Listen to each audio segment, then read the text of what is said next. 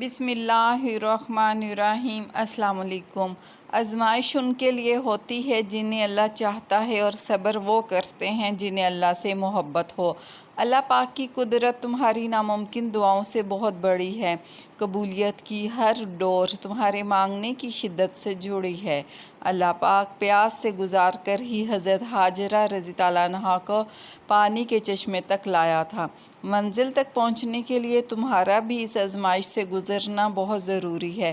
انتظار کی اذیت کے بعد ہی تو حضرت یعقوب علیہ السلام کو حضرت یوسف علیہ السلام سے ملوایا گیا تھا۔ جسے سزا سمجھ رہے ہو، اس دیری میں ہی تمہارے لیے بہتری چھپی ہوئی ہے۔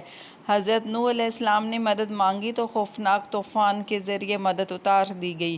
جسے تم عذاب سمجھ رہے ہو، اس آندھی کے آنے سے کوئی بہت بری بلا ٹلی ہے، جس نے ہمارے نبی پاک صلی اللہ علیہ وآلہ وصحبہ اجمعین وبارک وسلم کی ایک انگلی مبارک کے اشارے پہ چاند کو توڑ کر رکھ دیا۔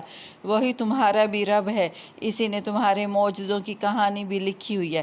اللہ پاک تو راضی ہے دینے پر، تم کیوں تھک گئے ہو پھر مانگ کر؟ ناممکن سے ناممکن تک ہر چیز اب تمہارے ہاتھوں کے اٹھنے پر رکی ہوئی ہے۔ نصیب نے بے بس کر دیا ہے تو یہ بے بسی اللہ پاک کی چوکھٹ پر لے جاؤ، وہ سنوار دے گا۔